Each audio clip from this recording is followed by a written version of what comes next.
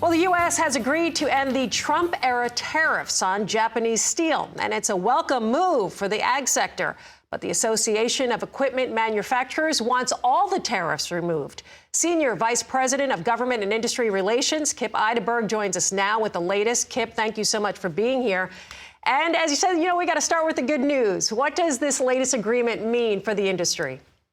Well, this is great news for our industry, Suzanne. AEM welcomes the relief that this deal will offer equipment manufacturers who have been suffering from rising steel prices and shortages. But there is more work to be done. And let me just remind your viewers that when these tariffs were first imposed back in 2018, we warned that they would directly hurt equipment manufacturers, that they would provoke widespread retaliation from our trading allies, and that they would leave virtually untouched the true problem of Chinese steel and aluminum overcapacity. And all of that came to pass. But this deal certainly marks a step towards addressing many of these problems.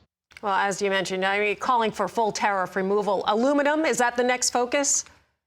Well, it's aluminum and steel, and unfortunately, many Section 232 tariffs on imports from a range of countries remain in place. And I think the United States need to drop the unfounded charge that metal imports from the United Kingdom, Korea, and other trading allies somehow constitute a national security threat, and they should drop the tariffs and quotas as well. Well, talk about the tariffs. I mean, obviously, just a big impact on this industry, and go into a little bit of that.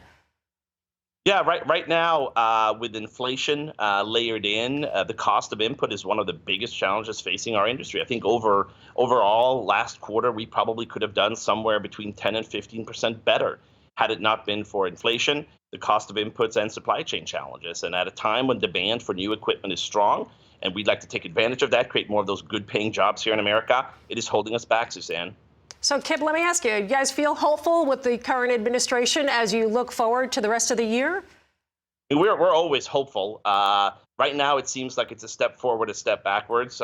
We really hope and urge the Biden administration to do what they can to help alleviate some of the pressure that the inflation is causing. We hope that they will come up with some policy solutions to the supply chain bottlenecks that we are experiencing right now. An average of 60% of new equipment rolling off the production line is missing at least one component.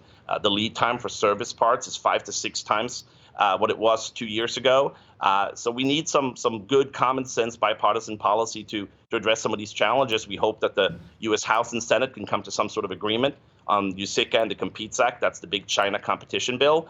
So with a little bit of good policy and a lot of hard work and hopefully inflation coming down, it should be a good year for us. Well, Kip, we hope so. Thank you so much for being here. AEM Senior Vice President of Government and Industry Relations, Kip Eideberg. Again, thank you for your time.